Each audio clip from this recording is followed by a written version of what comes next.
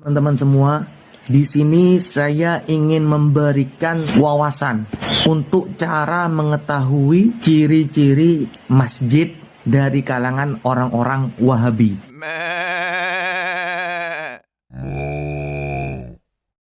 Masjid dari orang-orang Wahabi ini, mereka anti tilawah, mereka anti sholawat, mereka anti pujian-pujian seperti sholawat tarhim ataupun lainnya. Karena kenapa? Karena itu semua mereka anggap sebagai bid'ah. Yang kedua, bahwa orang-orang Wahabi itu menganggap bahwasanya lurusnya saf itu harus menempelkan kaki. Karena kalau kaki tidak ditempelkan dengan jamaah yang lain, itu katanya sholatnya tidak sempurna. Yang ketiga, di masjidnya orang-orang Wahabi itu tidak ada semacam tasbih. Tasbih buat berzikir untuk wiridan itu tidak ada. Karena menurut mereka adanya tasbih itu apa? Tasyabuh bil kufar, menyerupai orang-orang kafir. Mereka menganggap bahwasanya adanya tasbih itu tidak dicontohkan oleh Rasulullah Muhammad SAW. Yang keempat, Wahabi itu mengharamkan adanya kunut di dalam sholat subuh.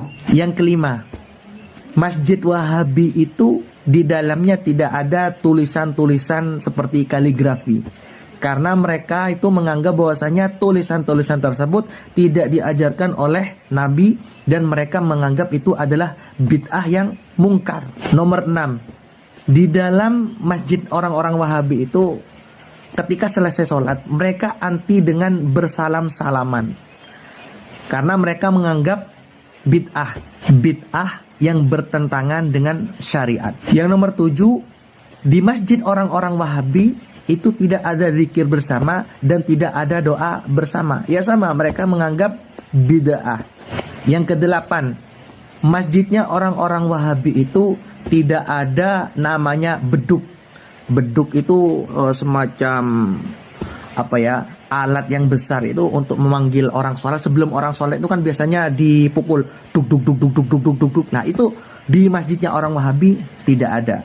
Nomor 9, di masjidnya orang-orang Wahabi itu di dekat mimbar. Nah di dekat mimbar samping pengimaman itu tidak ada tongkat. Tongkat yang dipegang oleh Bilal untuk diberikan kepada sang khotib ketika Jumat itu tidak ada. Yang ke-10, biasanya masjid dari orang-orang Wahabi ini nama masjidnya itu menggunakan nama-nama sahabat. Nah itu bisa dipastikan seperti itu.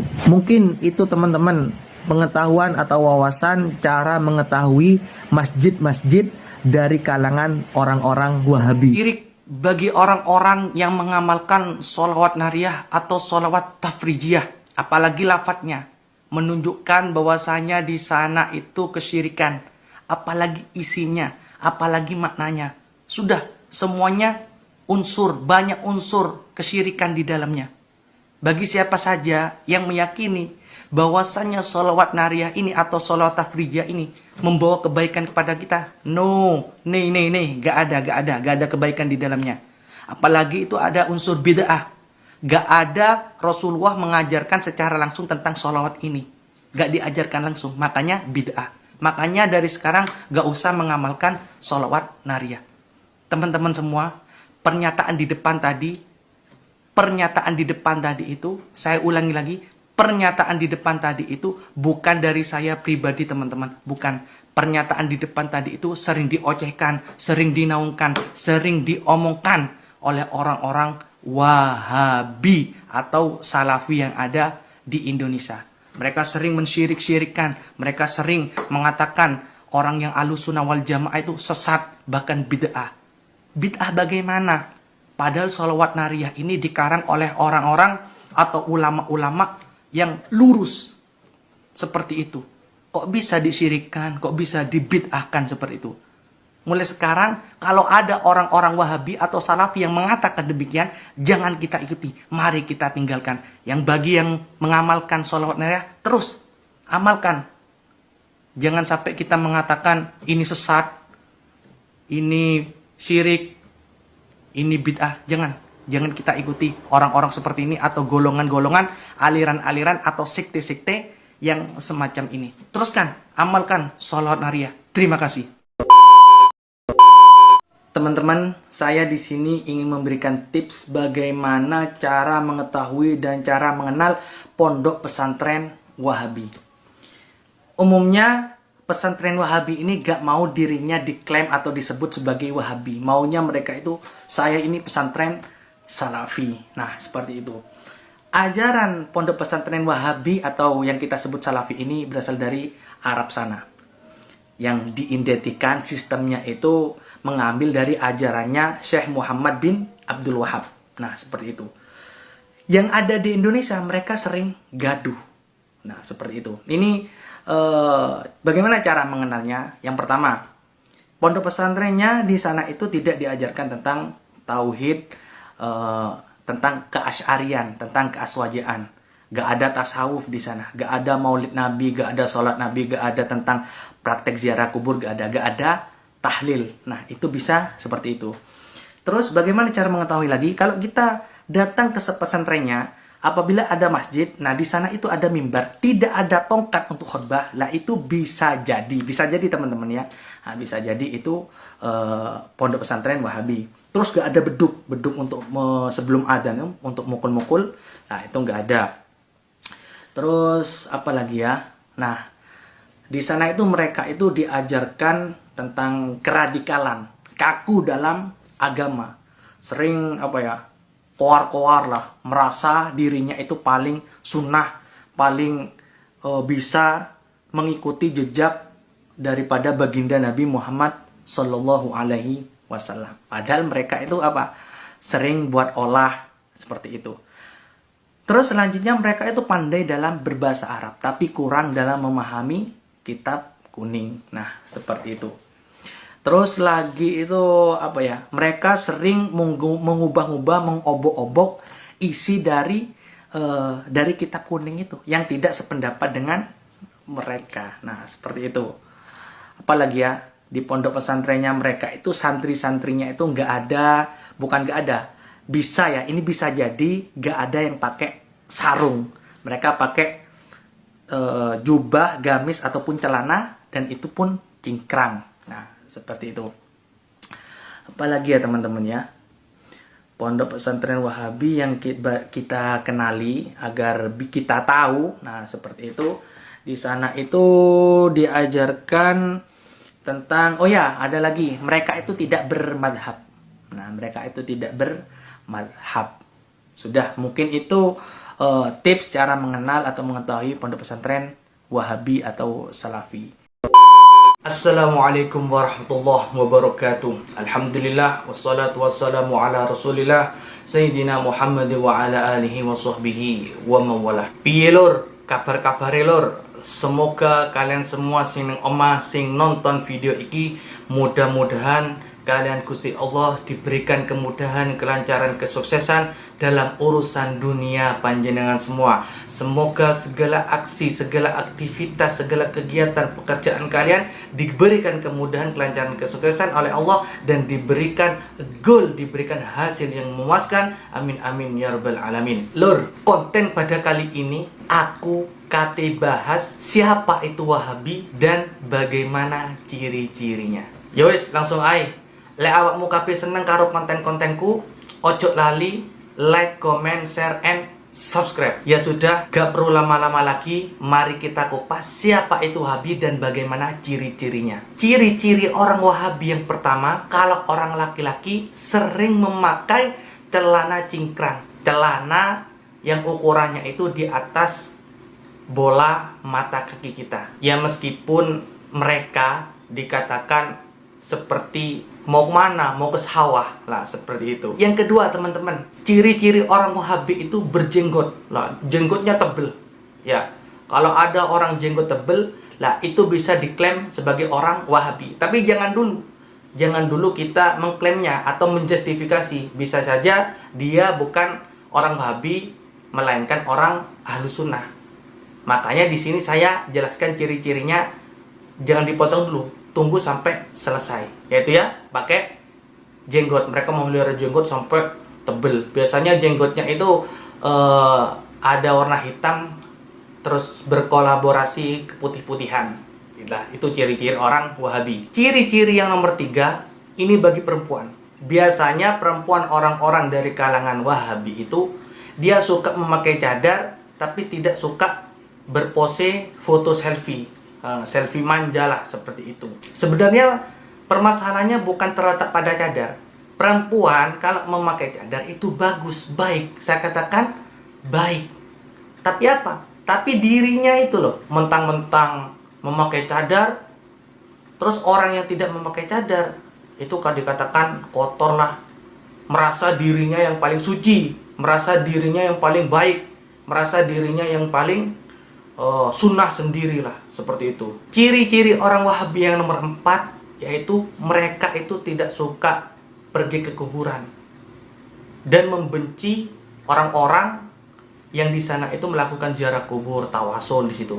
Karena apa? Karena menurut mereka berdoa, bertawasulan, membaca ayat-ayat, membaca amalan-amalan yang tidak ada tuntunannya dari Rasulullah Muhammad SAW, dan mereka mensyirikkan, dan mereka mengatakan itu loh kuburiyun, nyembah kuburan. Padahal hakikatnya gak seperti itu, brother. Hayo, kalau seperti ini siapa yang memfitnah? Yang tukang fitnah siapa? Ayo mikir. Ciri-ciri orang Wahabi yang nomor 5, mereka sering mengatakan ini bid'ah, ini perkara baru, ini tidak ada di zaman Rasulullah. Rasulullah tidak pernah melakukan hal ini, tidak ada tuntunannya, tidak ada dalilnya. Ini bid'ah. Kullu bid'atin dolalah, kullu dolalatin finar. Setiap perkara yang baru adalah sesat, dan setiap kesesatan adalah tempatnya di neraka. Ya Allah. Ciri-ciri orang Wahabi yang nomor 6, mereka sering mengkafirkan yang tidak sepaham dengan dirinya, teman-teman. Ciri-ciri orang-orang Wahabi yang nomor 7 adalah mereka sering menggaungkan, mereka sering mengatakan gini, mari kita kembali kepada Al-Quran, mari kita kembali kepada As-Sunnah, kepada ajaran yang murni, yang lurus. Seperti itu. Memang benar, kita sebagai orang Islam itu pedomannya adalah Al-Quran dan As-Sunnah. Tapi jangan sampai kita meninggalkan atau menafikan pedoman-pedoman lain. Seperti apa? Seperti ijma para ulama, seperti qiyas lah, seperti itu. Kalau kita hanya berpedoman, bersandar kepada Al-Quran dan As-Sunnah saja, sekarang pertanyaannya gini, di Al-Quran itu memang ada tuntunan wudhu di Al-Quran. Cuma apakah ada Al-Quran itu menjelaskan seperti rukunnya wudhu, sahnya wudhu, atau batalnya wudhu? Gak ada di dalam Al-Quran. Mungkin di hadis dijelaskan, tapi di hadis ketika ada kata-kata yang masih perlu penafsiran, nah itu apa? Sama ulama dijelaskan, diperinci lagi, seperti itu. Kalau kita langsung mengatakan kembali Al-Quran dan As-Sunnah atau Al-Hadis, bagaimana? Kaku nanti. Nomor 8, ciri-ciri orang Wahabi, mereka sering menggaungkan ulama-ulama dari mereka, ulama-ulama andalan mereka lah. Nomor 9, ciri-ciri orang Wahabi, mereka itu tidak suka bermadhab, seperti Imam Abu Hanifah, Imam Malik, Imam Syafi'i, Imam Hambali. Mereka tidak bermadhab, tidak suka dengan madhab. Bahkan mereka keluar dari 4 madhab ini, teman-teman. Ciri-ciri orang Wahabi yang nomor 10, mereka sering mengatakan gini, qala Rasul, qala Nabi, Rasulullah SAW bersabda. Sebenarnya bukan risih sih, bukan risih. Suka sebenarnya. Kita itu sebagai orang yang ahlus sunnah wal jamaah, aswaja, suka seperti itu. Ketika ada hadis Nabi dibacakan, suka. Cuma yang tahu hadis Nabi yang sebenarnya itu kan para ulama. Jadi para ulama ini menjelaskan loh, inilah maksudnya ini, maksudnya hadis ini seperti ini. Lah, orang-orang Wahabi itu mentiadakan itu semua. Penjelasan dari ulama, penjelasan dari guru-gurunya. Berbeda kalau seperti pengajiannya Gus Baha. Mesti Gus Baha kan seperti ini. Menurut guru saya, Mbah Maimun Zubair, penjelasan hadis ini, tafsir ini, seperti ini. Lah, disangkut paukan. Karena kenapa? Karena ulama itu juga berjasa. Nah, seperti itu. Berjasa dalam apa? Ya berjasa dalam memberikan penjelasan, oh, ini dalil ini seperti ini, ayat ini seperti ini, bukan pas sekarpan ngomong seenaknya. Nah, seperti itu. Mungkin itu dulu teman-teman, ciri-ciri dari orang-orang Wahabi. Kita bahas di lain waktu lagi kalau ada penjelasan lagi. Mungkin dari teman-teman ada ciri-ciri orang Wahabi lainnya, silakan tulis di kolom komentar.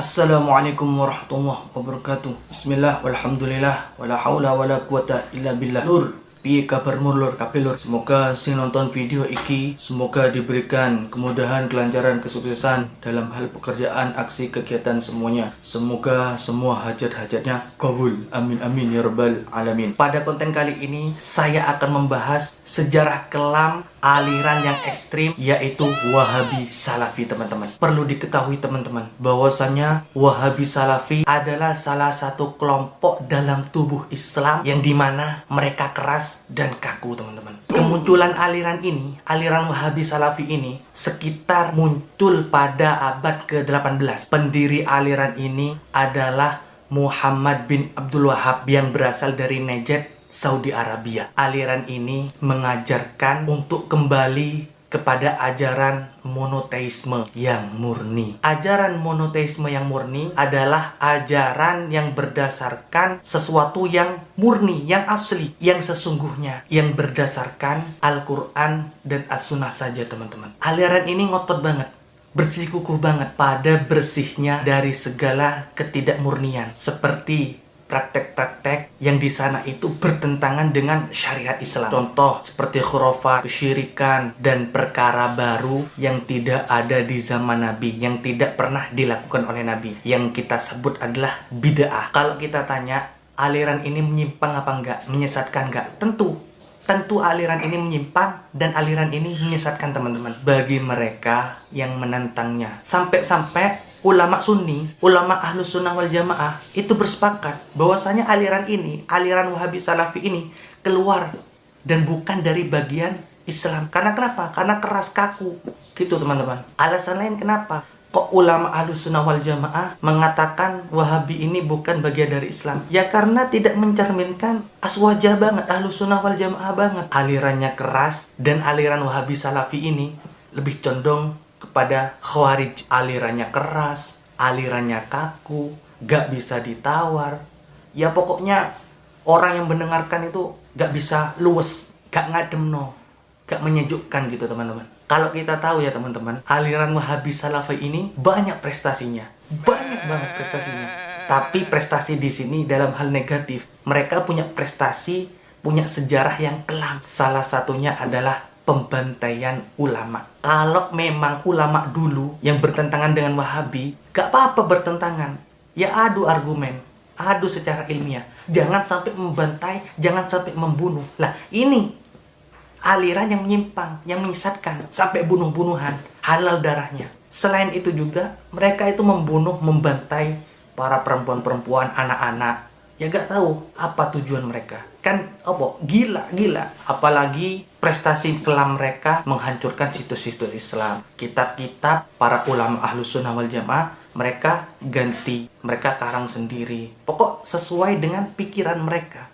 Tentu itu kan perbuatan yang tidak terpuji, perbuatan yang salah, tidak sesuai dengan akhlak baginda Nabi Muhammad SAW. Mereka mengaku, aku yang paling sunnah, aku yang paling suci, aku yang paling soleh. Yang tidak sepaham denganku, yang tidak sepakat denganku, kafir, sesat.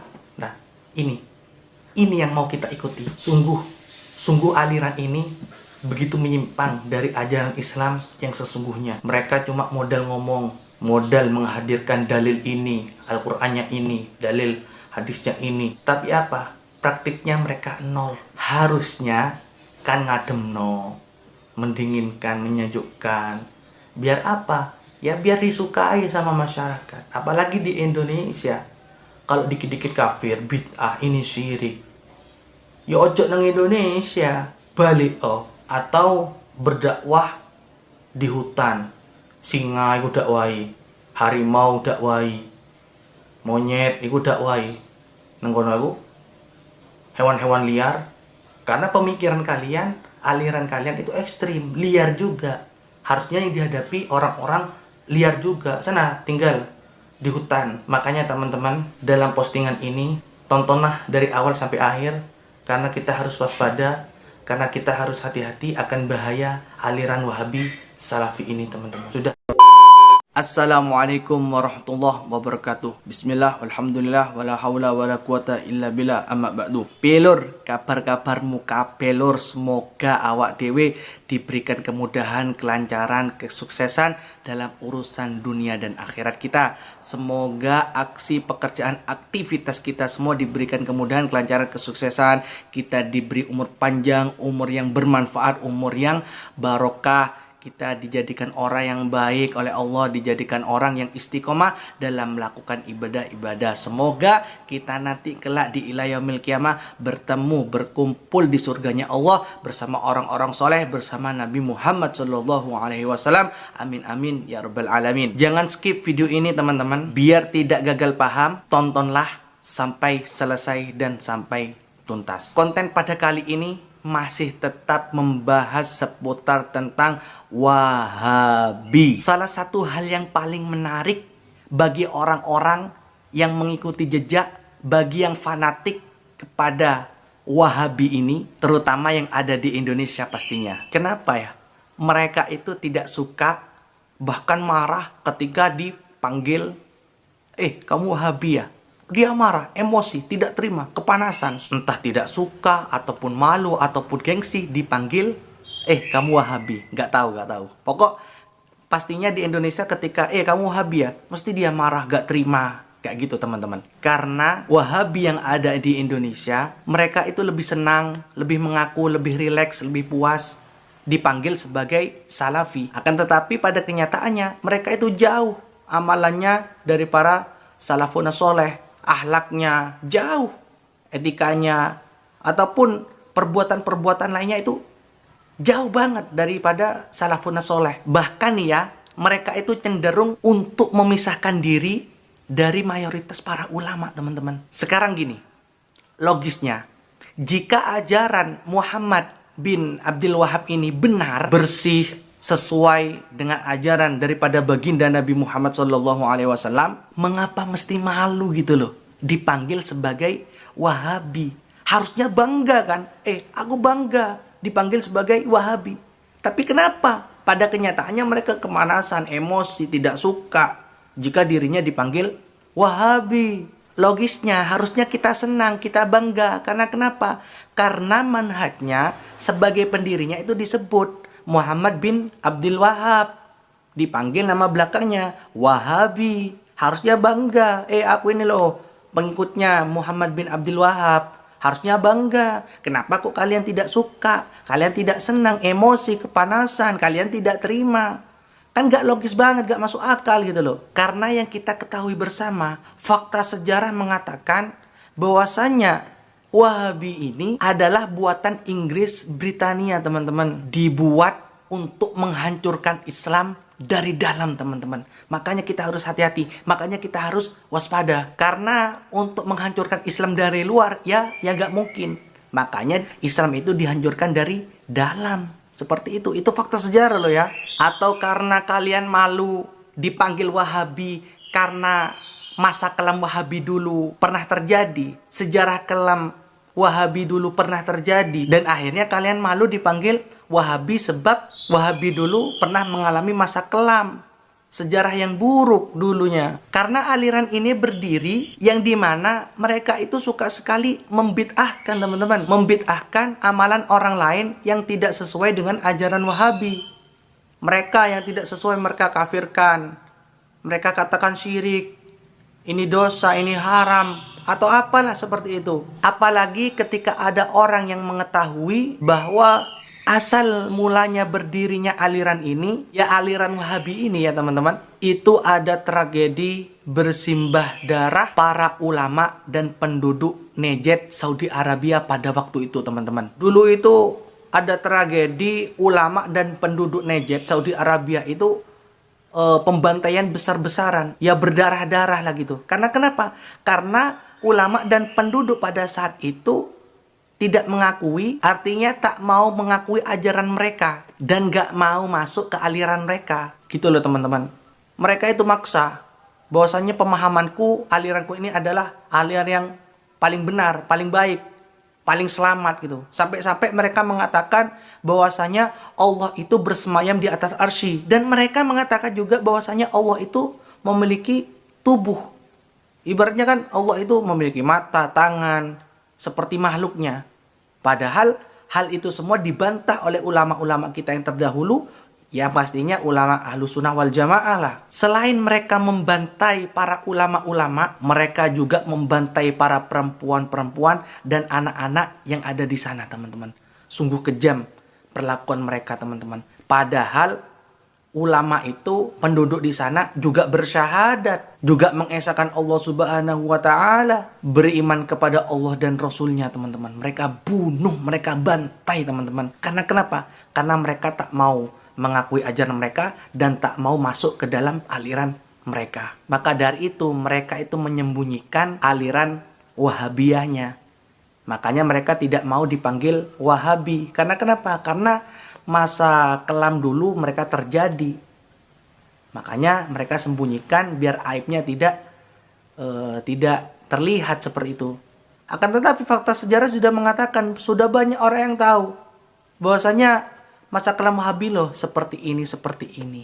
Sudah banyak orang yang tahu. Dan salah satu cara untuk menyembunyikan kewahabiannya mereka yaitu mengganti nama dengan Salafi. Liciknya Wahabi lagi, teman-teman. Bagi orang-orang yang memusuhi, yang tidak menerima pemahaman dan ajaran aliran Wahabi ini, mereka katakan Syiah. Contoh semisal ada orang Ahlussunnah wal Jamaah, orang Sunni, menentang ajaran Wahabi ini, menentang pemahaman aliran ini, tidak terima, mereka katakan Syiah. Padahal orang Ahlussunnah wal Jamaah, mereka katakan Syiah. Itu sudah sudah pasaran, sudah bukan rahasia umum lagi. Mesti dituduh, oh ini Syiah ini.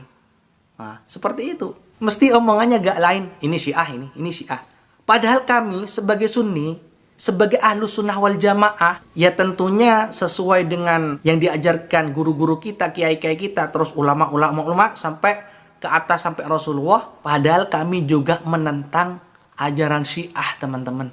Kok bisa kita yang menentang ajaran Syiah dituduh Syiah, dituding Syiah? Liciknya Wahabi di sana. Selain itu juga, jika orang-orang Wahabi ini dikatakan alirannya kok menyimpang, menyesatkan, mereka tidak terima. Seakan-akan mereka, kok saya ya yang dikambing hitamkan, yang terdolimi. Mereka berkedok sebagai yang terdolimi, teman-teman. Kan lucu, teman-teman ya. Kemudian yang bikin lucu lagi, pokok ya Allah, mereka orang-orang Wahabi untuk menutup aibnya sendiri, mereka mengatakan bahwasanya penisbatan nama Wahabi bukan dari Muhammad bin Abdul Wahab, teman-teman. Namun mereka menisbatkan kepada Abdul Wahab bin Abdurrahman bin Rustum. Kan lucu, teman-teman. Loh. Gak bahaya tak? Apa mereka gak membaca sejarah? Apa mereka gak membaca keterangan-keterangan di beberapa kitab loh? Abdurrahman bin Rustum itu adalah pendiri dari Wahbiyah,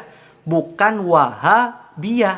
Ingat teman-teman ya, Abdurrahman bin Rustum itu adalah pendiri Wahbiyah, bukan Wahabiyah. Kalau Wahabiyah itu dipelopori oleh Abdul Wahab. Sungguh jauh sekali, teman-teman.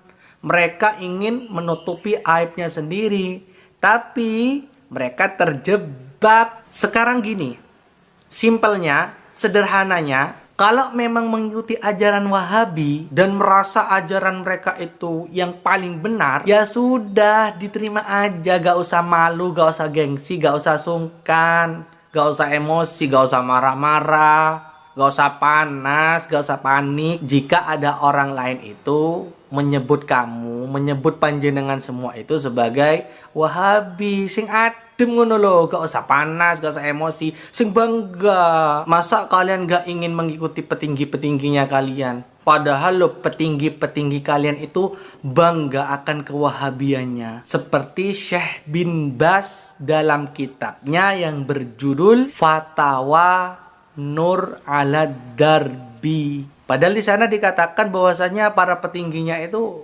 bangga loh. Penamaan tersebut sudah masyhur untuk ulama tauhid, yakni ulama Najd. Mereka menisbatkan para ulama tersebut kepada Muhammad bin Abdul Wahab. Itu Syekh bin Bas yang mengatakan nama Wahabiyah itu adalah nama yang agung, nama yang mulia, kata petinggi-petinggi mereka. Masa kalian gak bangga? Jadi kalian masih malu kah dipanggil sebagai Wahabi? Jika kalian masih ragu, maka kembalilah ke ajaran yang sesungguhnya, yang benar, yaitu Ahlus Sunnah wal Jamaah. Gak usah marah, gak usah baperan, gak usah emosian, gak usah panasan. Nanti di komentar ngomong gini, nanti omonganmu dipertanggungjawabkan kelak di akhirat, katanya. Ngomong gak sesuai data, ngomong gak sesuai fakta sejarah. Ini sudah fakta sejarah, ini sudah ada sumbernya, sudah ada datanya.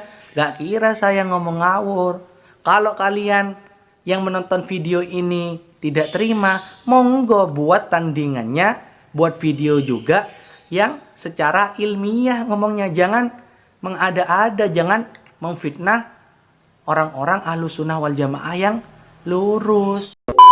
Assalamualaikum warahmatullahi wabarakatuh. Bismillah, walhamdulillah, wala haula wala quwata illa billah. Konco-konco, dulur-dulur, bolo-bolo, semoga sing delok video iki, semoga panjenengan semua yang ada di rumah diberikan kemudahan, kelancaran, kesuksesan dalam urusan dunia dan akhirat. Dan semoga panjenengan semua diberikan kesehatan selalu. Agar apa?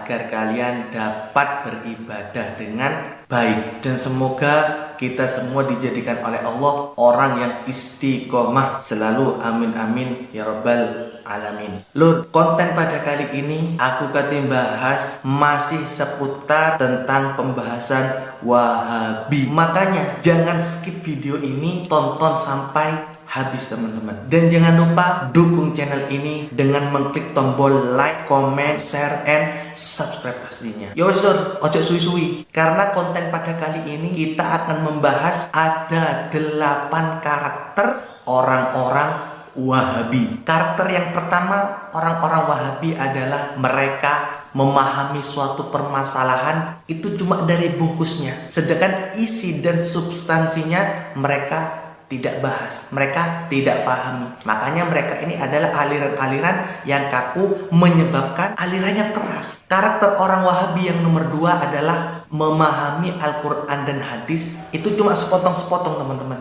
gak sampai lengkap teman-teman. Mereka memahami Al-Quran dan hadis, tidak mengonfirmasi dan tidak menyesuaikan dengan ayat Al-Quran lainnya, dengan hadis lainnya. Karakter yang nomor 3 teman-teman, mereka sering mengkampanyekan jargon mari kita kembali kepada Al-Quran dan As-Sunnah dengan meninggalkan 4 mazhab fikih dan ulama-ulama terdahulu teman-teman, yang kita sebut dengan ulama salaf. Logikanya mudah teman-teman, katanya mereka itu pengikut atau pengagum ulama-ulama terdahulu, ulama-ulama salaf. Pertanyaannya, kenapa kok mereka jauh dari ulama-ulama terdahulu? Seperti etikanya, akhlaknya, cara memahami ilmu, cara mengambil ilmu, itu tidak sama seperti ulama-ulama terdahulu. Kok malah bertentangan? Kan gimana ya? Kan gak logis itu loh. Karakter yang nomor 4 teman-teman, mereka orang Wahabi memahami Al-Quran, memahami hadis itu secara tekstual saja teman-teman. Mereka tidak menggunakan perangkat ilmu pengetahuan lainnya yang memang biasa digunakan ulama-ulama terdahulu untuk memahami Al-Quran dan hadis. Misalnya seperti ilmu usul fikih, ilmu tafsir, ilmu hadis, ilmu bahasa, balaghah, mantik, bayan, badi, bagaimana asbabun nuzulnya, bagaimana dikaitkan dengan ilmu lainnya. Karena kenapa? Karena mereka itu terburu-buru teman-teman, memahami ayat, memahami dalil itu secara tekstual saja, gak dipikirkan sampai matang-matang, sampai mendalam. Akhirnya apa?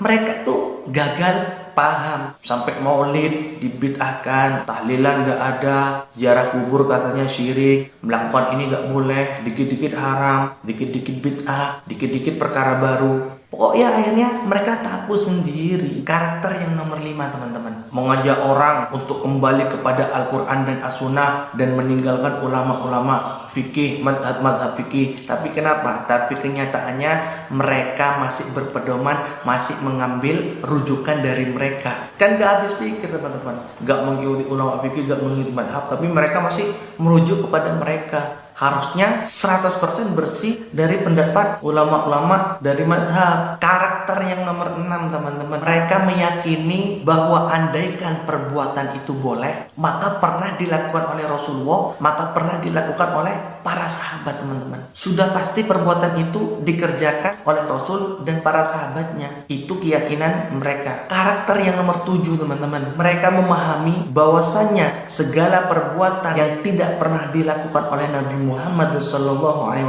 mereka katakan bid'ah. Mereka katakan ini adalah perkara-perkara baru yang menyalahi syariat. Karakter yang nomor 8 teman-teman, orang-orang Wahabi menganggap bahwa setiap amal yang tidak ada dalilnya, yang secara spesifik yang ada di dalam Al-Quran dan hadis, mereka tolak, mereka anggap bid'ah. Ini gak boleh dikerjakan. Padahal apa? Padahal hakikatnya itu ada teman-teman. Karena kenapa? Ya kita kembali lagi, mereka itu memahami dalil, memahami ayat secara tekstual saja. Makanya mereka itu kaku. Akhirnya menimbulkan keras. Ini gak boleh, ini haram, ini syirik, ini dosa, pelaku dosa. Wis pokoknya angel wis titik-titik dosa, titik-titik mlebu neraka. Iki gak oleh haram. Wis pokok wis seakan-akan orang Islam ini kayak bener deh. Jawaban-jawabannya itu kaku, jawaban-jawabannya itu gak luas, gak mendinginkan, gak mengademkan. Masa iya semua orang kati di mlebu neraka, sampai-sampai mereka itu membawa legitimasi Allah Subhanahu wa taala bahwasanya Allah ini gak suka perkara ini gak oleh. Yaitu karena hal tadi teman-teman. Ya. Assalamualaikum warahmatullahi wabarakatuh. Bismillah, walhamdulillah, wassalatu wassalamu ala rasulillah Sayyidina Muhammad wa ala alihi wa sahbihi wa mawala amma ba'du. Dulur, konten pada kali ini saya akan membahas perbedaan antara Wahabi dengan Ahlus Sunnah wal Jamaah. Sebelum saya lanjut, jika kalian suka atau senang dengan konten-konten saya, maka jangan lupa tekan tombol like, comment, share, and subscribe agar kalian tidak ketinggalan video-video menarik dari saya teman-teman. Oh ya, lupa teman-teman, yang nonton video ini, yang ada di rumah, semoga puasa panjenengan semua diberikan kemudahan, kelancaran, dan kesuksesan. Amin amin ya rabbal alamin. Dan yang nonton ini semoga diberikan kesehatan jasmani dan rohaninya, dan semua hajat-hajatnya kabul. Amin amin ya rabbal alamin. Teman-teman semua, di sini saya akan beberkan teman-teman perbedaan Wahabi dengan Ahlus Sunnah wal Jamaah. Yang pertama, kalau orang-orang Wahabi, sumber rujukan Islamnya, sumber penggalian Islam itu hanya bersumber kepada Al-Quran dan As-Sunnah semata-mata teman-teman, gak ada yang lain. Tapi kalau Ahlus Sunnah wal Jamaah, sumber rujukannya itu selain Al-Quran dan hadis, yaitu ijma dan qiyas. Makanya Ahlus Sunnah wal Jamaah itu ada 4, ada Al-Quran, ada hadis atau As-Sunnah, terus yang ketiga ijma, yang keempat qiyas. Kalau orang-orang Wahabi cuma 2, Al-Quran dan As-Sunnah saja. Makanya kenapa mereka sering gagal paham? Ya karena sumbernya cuma 2. Nah gitu teman-teman, paham ya? Itu yang pertama. Perbedaan yang nomor 2 teman-teman, kalau orang Wahabi itu mereka membenci para Ahlul Bait, para keluarga Nabi Muhammad SAW, cucu-cucunya seperti para habaib, para syarif, atau para sayyid, mereka itu benci. Sedangkan kalau orang Ahlus Sunnah wal Jamaah, mereka itu mencintai Ahlul Bait, mencintai para dzurriyyah Nabi, mencintai para habaib, mencintai para syaraif, mencintai para sayyid. Nah, kalau orang Ahlus Sunnah wal Jamaah, itu bedanya yang nomor 2. Perbedaan yang nomor 3 antara Wahabi dengan orang Ahlus Sunnah wal Jamaah, yaitu kalau Wahabi, mereka itu bersifat tekstual atau eksklusif. Mereka, orang-orang Wahabi,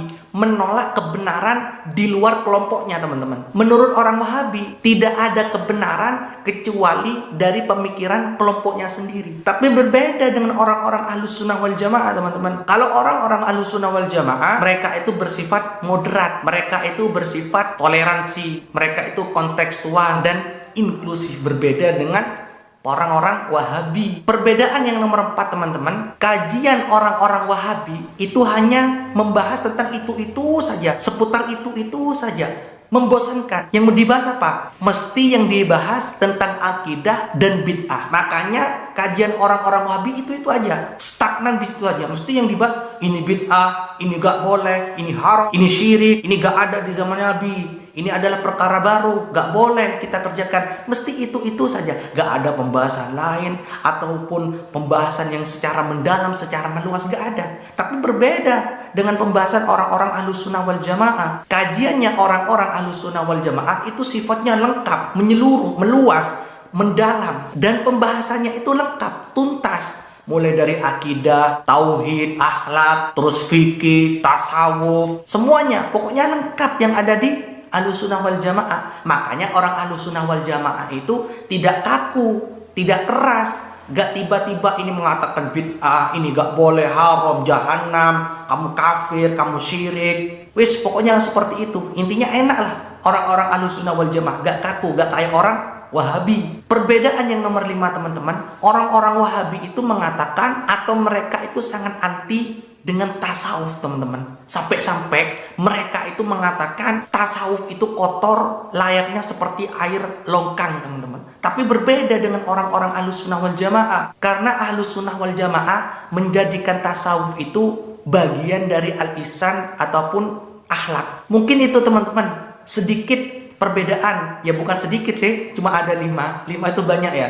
Perbedaan antara orang-orang Wahabi dengan orang-orang Ahlus Sunnah wal Jamaah. Makanya kalau panjenengan nonton video ini, diresapi, dipahami sampai benar-benar bagaimana perbedaan orang Wahabi dengan Ahlus Sunnah wal Jamaah. Panjenengan sendiri yang dapat menilai mana aliran-aliran yang enak, mana kelompok-kelompok yang di sana itu mengenakkan kepada masyarakat, mana yang kaku dan mana yang enak gitu, teman-teman.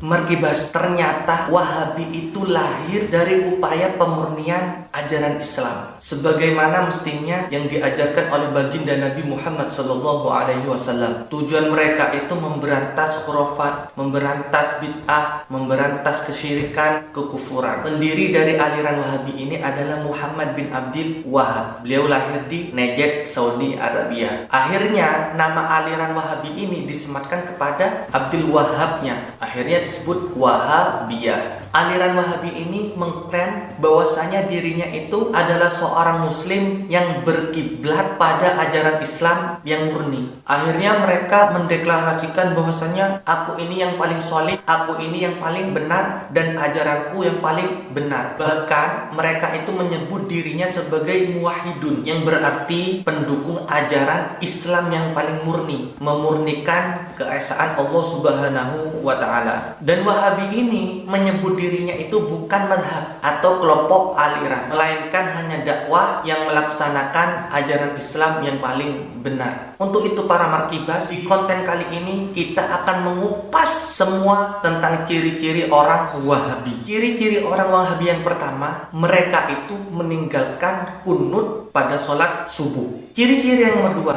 orang-orang Wahabi itu meninggalkan sholat sunnah qobliyah. Ciri-ciri orang Wahabi yang nomor 3, mereka itu mengkafirkan orang-orang yang ikut madhab yang muktabar seperti madhab Imam Hanafi, Imam Maliki, Imam Syafi'i, dan Imam Hambali. Mereka kafirkan. Ciri-ciri yang nomor 4, orang-orang Wahabi mengharamkan membaca Al-Quran yang dihadiahkan kepada orang yang sudah meninggal. Ciri-ciri yang nomor 5 orang-orang Wahabi adalah mereka itu mengharamkan maulid Nabi, mengharamkan ziarah kubur, mengharamkan bertawasulan, bertabarukan. Mereka haramkan. Bahkan sampai mengklaim bahwasanya orang yang merayakan perayaan tersebut mereka anggap kafir, bahkan syirik. Seperti itu.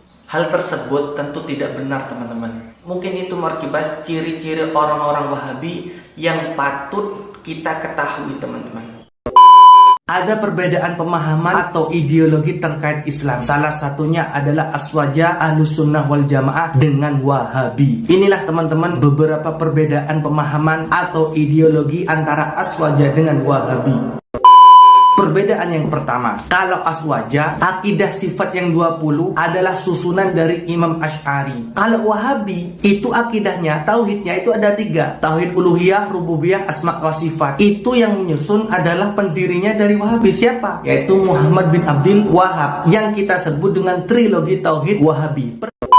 Perbedaan yang kedua, kalau aswaja itu mengikuti salah satu dari 4 imam madhab, Imam Hanafi, Imam Maliki, Imam Syafi'i, Imam Hambali. Kalau Wahabi, tidak ada madhab-madhaban, golongan mereka tidak bermadhab. Perbedaan yang ketiga, kalau aswaja membagi bid'ah itu menjadi 2 kategori. Ada bid'ah hasanah, ada bid'ah dolalah. Sedangkan kalau Wahabi dipukul rata, bid'ah itu semuanya sesat. Perbedaan yang keempat, kalau aswaja melakukan zikir dan doa setelah sholat. Kalau Wahabi, lost tol. Gak ada doa, gak ada zikir setelah sholat secara berjamaah. Dewe. Perbedaan yang kelima, kalau aswaja itu mengikuti ulama salaf yang lahir pada 3 abad pertama Islam. Sedangkan Wahabi ini mengikuti ulamanya sendiri, Muhammad bin Abdul Wahab. Makanya disebut Wahabi. Teman-teman semua, ada sejumlah ciri-ciri ajaran Wahabi. Ajaran Wahabi ini adalah ajaran yang sangat berbahaya, karena mereka itu kalau gak sama dengan pendapatnya, gak sama dengan pendiriannya, mereka takfiri, mereka kafirkan sesama muslim. Padahal di ajaran Islam sendiri mengkafirkan orang Islam itu tidak diperbolehkan. Kalau orang Wahabi ini enggak mengkafirkan sesama muslim. Padahal dulu Rasulullah Muhammad SAW begitu semangat dakwahnya, dari orang kafir akhirnya masuk ke dalam Islam. Nah, sekarang tidak, dibalik.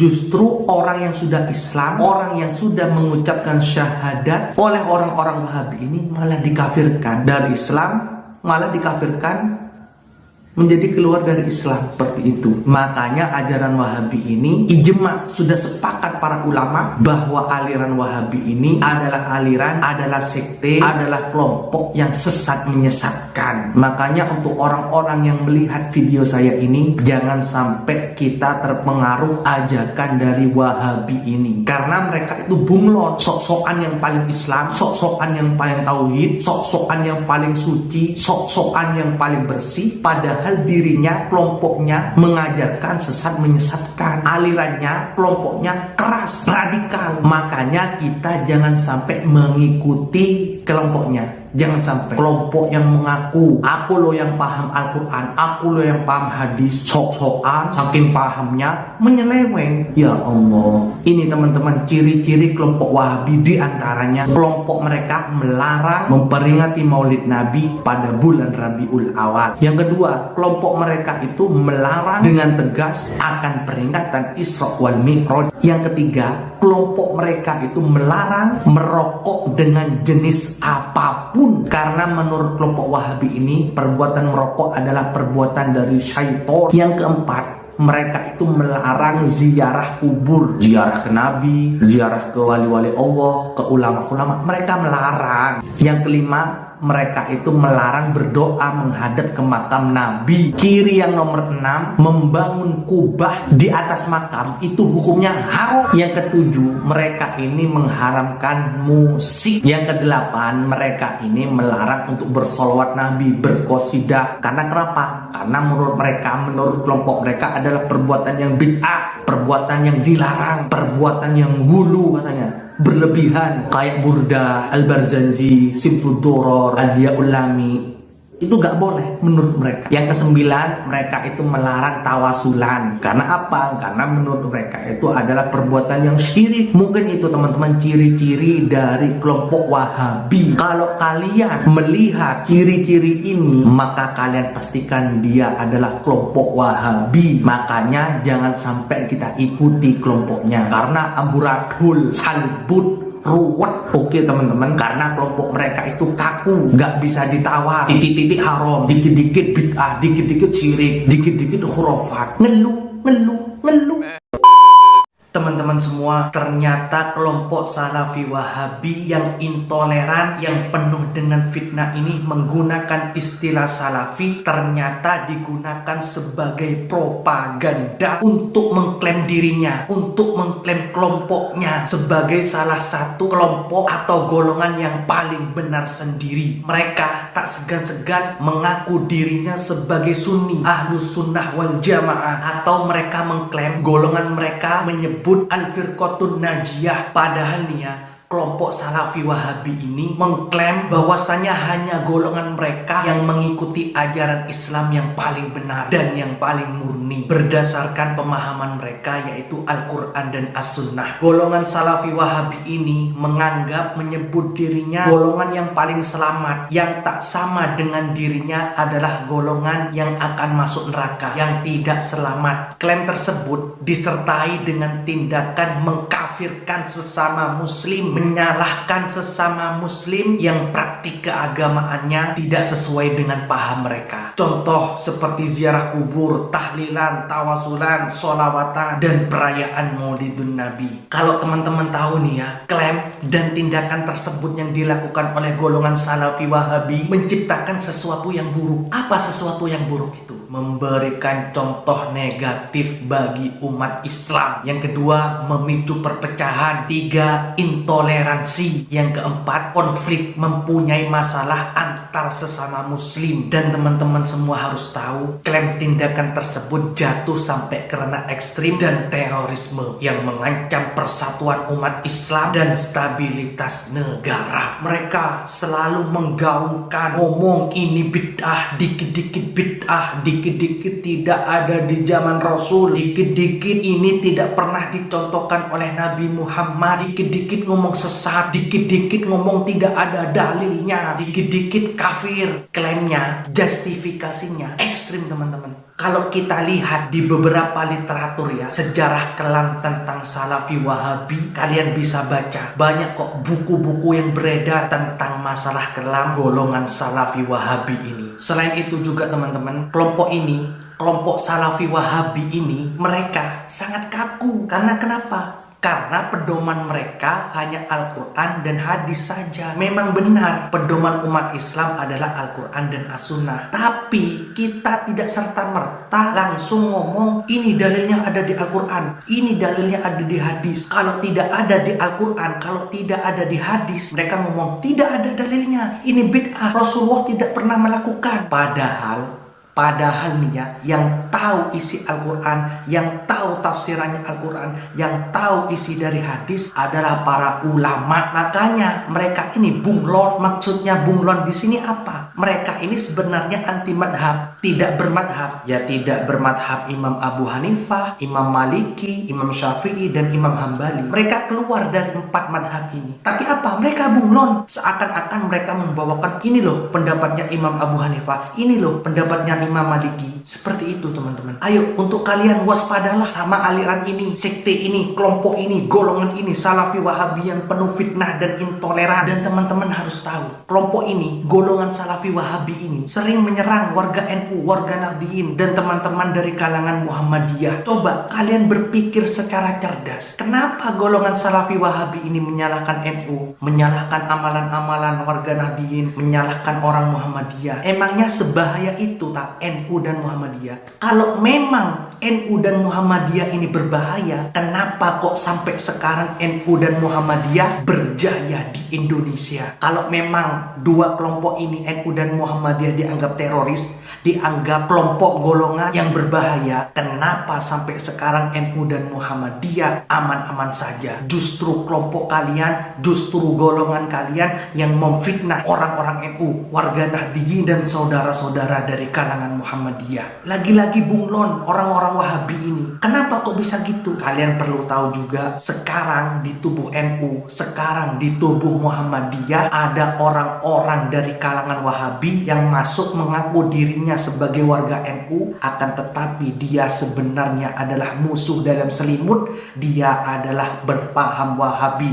Otak, pikiran, idenya, akidahnya, ideologinya adalah Wahabi. Mereka bersembunyi di organisasi ini, di golongan ini, di Nahdlatul Ulama dan di Muhammadiyah. Untuk itu teman-teman, waspadalah dengan aliran ini, kelompok ini, golongan Salafi Wahabi ini. Jangan sampai kita pecah belah, jangan sampai kita rusak dengan ajaran ideologinya mereka. Karena ini sangat berbahaya, bukan hanya kepada orang Islam saja, berbahayanya untuk negara kita, yaitu Indonesia tercinta ini.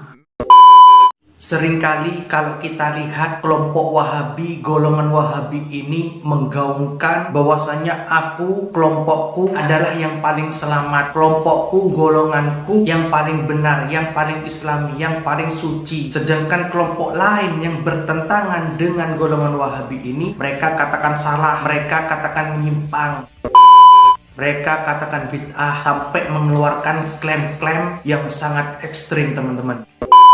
Perlu teman-teman ketahui, apabila golongan Wahabi ini hidup di negara Indonesia, apalagi sampai mengakar, itu sungguh bahaya sekali, teman-teman. Ya, bahayanya untuk umat Islam sendiri dan bahaya untuk negara, karena ajarannya, pemahamannya yang sangat ekstrim. Dari sinilah, dari golongan Wahabi ini terbentuk, melahirkan sosok teroris yang katanya sering ngomong, sering menggaungkan, ayo kita kembali kepada Al-Quran dan As-Sunnah. Harusnya kalau mereka mengkaji, mempelajari Al-Quran dan As-Sunnah secara mendalam, mereka itu tidak kaku, mereka itu tidak ekstrim. Harusnya moderat, gak klaim kafir, gak klaim sesat, klaim bid'ah atau sebagainya. Padahal ya teman-teman, umat Islam yang ada di Indonesia itu sebenarnya aman-aman saja. Aman, amannya. Nah, kenapa kok sampai sekarang gaduh? Ya gara-gara kelompok ekstrim ini. Siapa lagi kalau bukan dari Wahabi? Ya sebenarnya banyak sih yang membuat perpecahan antara umat Islam, seperti Syiah, seperti aliran-aliran sesat yang lainnya. Itu yang membuat perpecahan. Mereka tidak moderat, mereka itu sangat kaku. Jika tidak sama dengan pemahamannya, jika tidak sama dengan pandangannya, jika tidak sama dengan apa yang mereka ucapkan, mereka pikirkan, mereka katakan sesat, katakan inilah itulah, wis pokok kaku nulu, dikit-dikit gak boleh. Padahal nih ya, dakwahnya Wali Songo itu begitu sejuk, damai, tenang, gak gerusa-gerusu, gak langsung mengklaim ini kafir. Pokok enak lah dulu dakwahnya Wali Songo itu. Apalagi kita ketahui bersama, ada salah satu ustadz dari kalangan ya Wahabi ini ngomong kalau Sunan Kalijaga ini adalah wali setan katanya, karena perbuatannya harus ditimbang dengan Al-Quran dan As-Sunnah, begitu katanya. Ya memang betul, semuanya harus dipertimbangkan dengan Al-Quran dan As-Sunnah. Cuma ya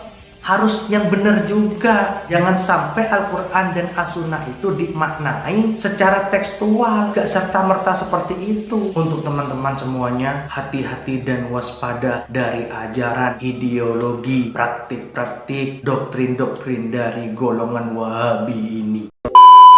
Teman-teman semua, banyak yang berkomentar di video saya bahwasanya ketika saya menyampaikan tentang Wahabi, ini kok gak ada dasarnya, ini dari mana sumbernya, jangan fitnah ini dan fitnah itu, katanya mereka yang berkomentar. Akhirnya, untuk menepis itu semua, saya akan hadirkan satu buku yang membahas tentang Wahabi, biar saya di sini tidak dikatakan fitnah ini dan fitnah itu, karena mereka ngomong menuntut saya untuk menyertakan sumbernya. Nah, di sini teman-teman, saya akan hadirkan satu buku yang berjudul Buku Pintar Salafi Wahabi. Buku ini disusun oleh tim Harokah Islamiyah. Buku ini hadir untuk merespon perkembangan Salafi Wahabi yang ada di Indonesia. Karena kebanyakan masyarakat itu terganggu, masyarakat itu pada resah dengan adanya kelompok ini. Nah, keresahan tersebut disebabkan oleh kelompok Salafi Wahabi ini yang kaku, sering menyalah-nyalahkan, sering mengkafirkan. Dan kelompok Salafi Wahabi ini tak segan-segan menyesatkan tradisi dan amaliyah yang dilakukan oleh masyarakat Indonesia. Padahal tradisi dan kebiasaan tersebut yang dilakukan oleh masyarakat itu sudah dilakukan oleh sejak dulu. Dan para ulama juga merestuinya. Memang benar sih ya, cara beragama itu tidak boleh ikut-ikutan atau sekedar mengikuti kebiasaan gitulah ya. Beragama itu harus merujuk pada Al-Quran dan hadis. Memang dalam pernyataan tersebut cara beragama ikut Al-Quran dan hadis, pedomannya Al-Quran dan hadis, sekilas sepintas tidak ada permasalahan sebenarnya. Nah, yang jadi permasalahan apa? Yang jadi permasalahan adalah kelompok ini, kelompok Salafi Wahabi ini, mereka merasa paling benar sendiri, menganggap amaliyah orang lain itu tidak sesuai dengan Al-Quran dan hadis menurut kelompok Salafi Wahabi ini. Padahal tidak mungkin ulama yang ada di Indonesia itu merestui kebiasaan, merestui tradisi, merestui amaliyah-amaliyah orang, masyarakat tidak sesuai, tidak bersumber dengan Al-Quran dan hadis. Sebab beliau, ulama-ulama yang ada di Indonesia, mereka bukan orang bodoh, bukan orang yang tidak paham agama. Sekelas Mbah Yai Hasyim Asy'ari, sekelas Mbah Yai Ahmad Dahlan, bukan orang sembarangan, bukan ulama sembarangan. Pastinya beliau berdua itu paham tentang Al-Quran dan hadis. Yang bikin parah lagi apa teman-teman? Kelompok Salafi Wahabi ini sering mengatakan, sering menuding, sering keluar-keluar ngomong bahwasanya masyarakat Indonesia ini tradisinya dipengaruhi oleh tradisi Hindu-Buddha. Kan parah ini teman-teman. Contohnya ini ya teman-teman. Mereka mengatakan bahwasanya tahlilan itu adalah tradisi atau kebiasaan dari Hindu dan Buddha. Padahal kalau didalami ya, tahlilan ini bukan hanya ada di Indonesia saja, di negara Timur Tengah sana. Banyak kok yang tahlilan. Cuma kelompok ini, kelompok Salafi Wahabi ini yang berpikiran sempit. Bahkan yang memperbolehkan tahlilan bukan hanya ulama-ulama yang dari Indonesia saja teman-teman. Akan tetapi sudah dibahas oleh ulama-ulama terdahulu yang mereka mengatakan bahwasanya tahlilan ini bukan tradisi dari Hindu dan Buddha. Banyak kok permasalahan-permasalahan tentang kelompok satu ini, yaitu Salafi Wahabi. Siapa pendirinya, siapa ulama-ulama dari Salafi Wahabi ini, bagaimana penyebarannya, apa saja macam-macam Salafi, banyak pokoknya banyak. Dan anehnya banyak para jamaah pengikut dari Salafi Wahabi ini yang masih belum tersadar. Karena mereka ngomong koar-koar, ajaran ini adalah ajaran yang mulia, ajaran yang suci. Sehingga mereka berani mengklaim, mengatakan orang-orang yang tidak sepaham dengan mereka, mereka berani kafirkan, mereka berani katakan bid'ah, mereka berani katakan sesat. Kan parah ini teman-teman. Ayolah, untuk kalian para pengikut-pengikutnya yang cerdas sedikit gitu loh, baca sejarah yang benar. Siapa pendirinya Wahabi ini, bagaimana akidahnya, bagaimana perjalanan pendidikannya. Ayolah, banyak kok sumber-sumber yang membahas tentang sejarah kelam tentang Wahabi ini teman-teman. Kalian jangan sampai taklid buta. Apa yang disampaikan oleh ustadz-ustadz Wahabi ini perlu dipertimbangkan. Jangan asal ikut-ikutan saja. Ayolah, yang cerdas sedikit gitu loh. Teman-teman semua, ciri Ahlus Sunnah wal Jamaah yang lurus, golongan ini tidak mudah mengkafirkan sesama muslim. Golongan ini selalu bermaulid. Golongan ini setelah sholat fardu, dia berzikir bareng-bareng, salaman dengan sesama muslim lainnya. Ciri golongan Ahlus Sunnah wal Jamaah, dia tidak mudah mensyirikkan, tidak mudah membid'ahkan, tidak mudahnya mengklaim atau menjustifikasi sesat. Golongan Ahlus Sunnah wal Jamaah yang lurus tidak mengkafirkan kedua orang tua Nabi. Golongan Ahlus Sunnah wal Jamaah selalu bersolawat, melakukan ziarah kubur. Golongan Ahlus Sunnah wal Jamaah menyatakan bahwa Allah itu ada tanpa tempat. Jika ada kelompok atau golongan yang keluar dari yang saya sebutkan tersebut, berarti golongan tersebut menyimpang teman-teman.